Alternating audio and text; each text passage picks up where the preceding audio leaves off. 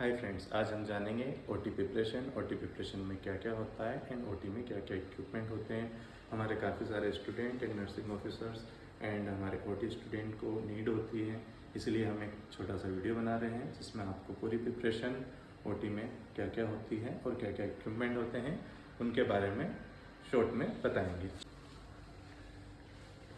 होता है देखिए, हाथ में कर दे, ठीक है। देखिए, ये 7.5 स्क्रब होता है जिससे हमारे सर्जन्स अपने हैंड वॉश करते हैं एल्बो अबव एंड इन्हीं स्टेपों में हमें हमारे हैंड वॉश करना होते हैं, उसके बाद ही सर्जिकल प्रोसीजर में जाया जाता है। ये हमारा ओटी का मेन गेट होता है। फ्रेंड्स, हमें ओटी में आने के बाद में सबसे पहले इक्विपमेंट चेक करना होते हैं। सबसे फर्स्ट हमारी ओटी में स्टेरिलाइजेशन मेंटेन करने के लिए बायोमेडिकल वेस्ट के लिए हमारे पास 3 डस्टबिन होते हैं, ब्लू, येलो एंड रेड। ये बायोमेडिकल वेस्ट के हिसाब से हमें मेंटेन करना होते हैं। हम देखेंगे ओटी में क्या क्या इक्विपमेंट्स होते हैं और उनके बारे में आपको डिटेल्स में बताएंगे। सबसे फर्स्ट ये हमारी इलेक्ट्रिक ओटी टेबल है। टेबल रिमोट से ऑपरेट होती है एंड हमेशा इसका स्विच प्लग इन होना चाहिए। प्लग हमेशा स्विच में लगा होना चाहिए जिससे टेबल की बैटरी चार्ज हो एंड टेबल प्रॉपर वर्क करे। ब्रिज होता है, ये की से ऑपरेट होता है। किडनी ब्रिज के लिए हमें की का यूज़ करना होता है, तो हमेशा टेबल के साथ में टेबल की हमेशा रखी हुई होना चाहिए ओटी में।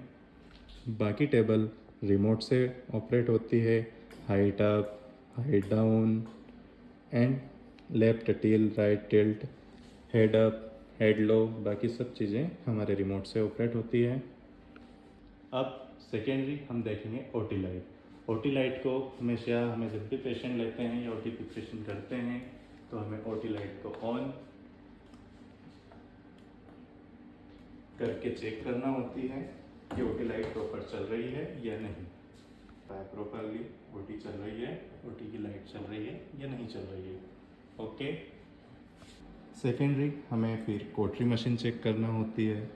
कोटरी मशीन के लिए हमारे पास लिग्नोकेन जेली या फिर कोटरी पेट की जेली आती है, वो जेली हमेशा अवेलेबल होना चाहिए।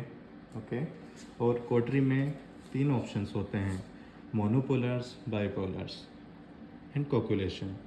तीनों चीज़ों से कोटरी ऑपरेट होती है। कोटरी हमेशा ऑन ऑफ करके चेक करना होती है कि प्रॉपर वर्क कर रही है या नहीं। बाइपोलर होता है, एक मोनोपोलर होता है। मोनोपोलर में 2 स्विच होते हैं, एक कट का होता है, एक कोकुलेशन का होता है। इसमें 3 ऑप्शन होते हैं, कट, कोकुलेशन एंड बाइपोलर।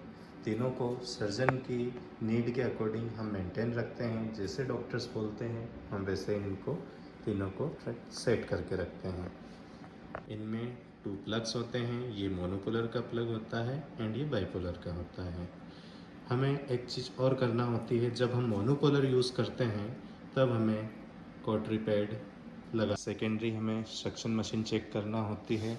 ये हमारा वैक्यूम सक्शन मशीन है, ये सेंट्रल लाइन वैक्यूम से ऑपरेट होता है। जो हमारी वैक्यूम होती है उसी से ये सक्शन ऑपरेट होता है। इसे हमें चेक करने के लिए इसका ऑन ऑफ बटन होता है, इसे ऑन करना होता है। ऑन करने के बाद में एक सक्शन ट्यूब को चेक करना होता है, जनरली ऐसे। देखिए, मीटर में प्रेशर अप हो रहा है यानी कि सक्शन में प्रेशर आ रहा है। ओके। ऐसे हमें चेक करना होता है कि सक्शन प्रॉपर वर्क कर रहा है या नहीं।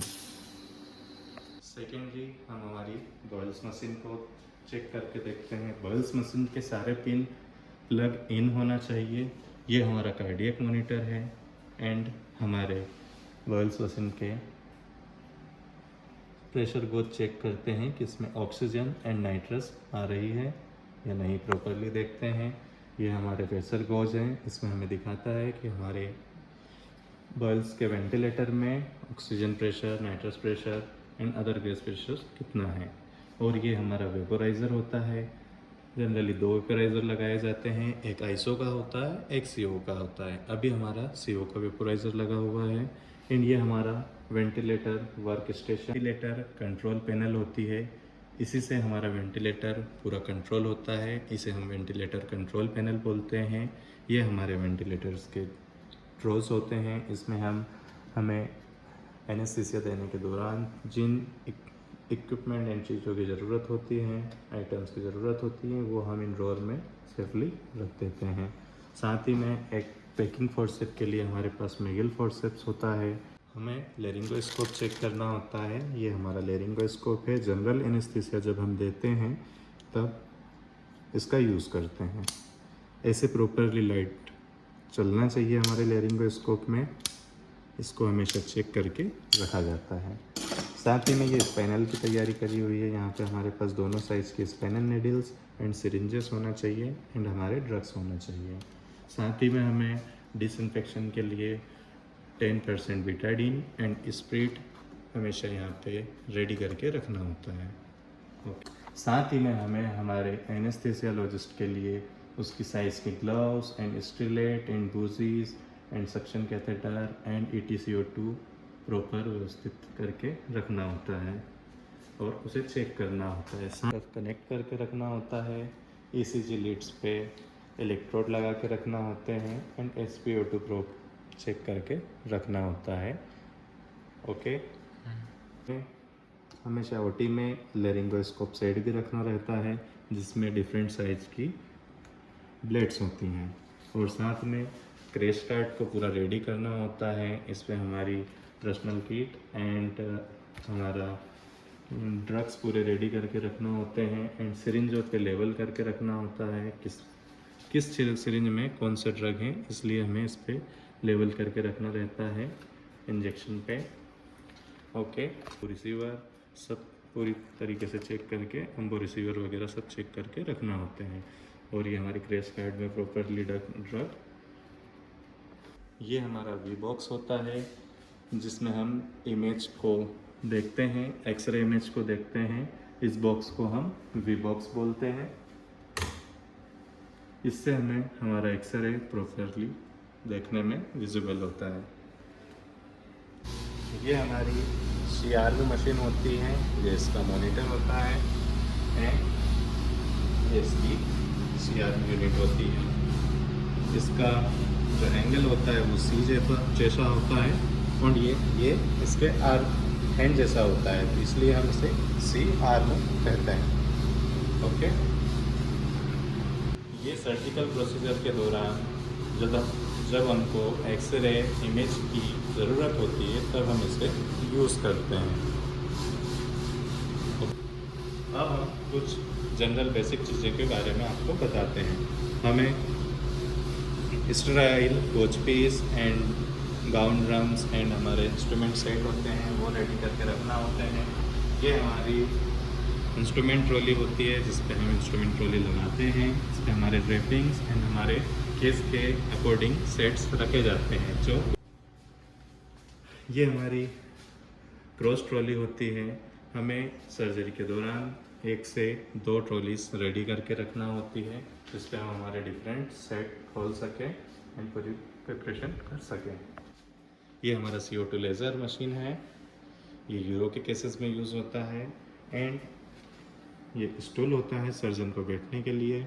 सेकंड, एक पटिया होता है। जिन भी सर्जन्स की हाइट कम होती है या किसी को हाइट अप चाहिए तो वो उस पर खड़े होकर सर्जरी ऑपरेट कर सके। साथ ही में एक UPS यूनिट होती है। मशीनरी होती हैं उनको शट डाउन होने से बचाती है ताकि जब भी लाइट चली जाए तो इससे उसको बैकअप मिले। एंड IV कनेक्ट करने के लिए एक IV स्टैंड भी हमेशा OT में होना चाहिए। जनरली बेसिक सी चीज़ों के लिए एक छोटा सा वीडियो हमने बनाया है।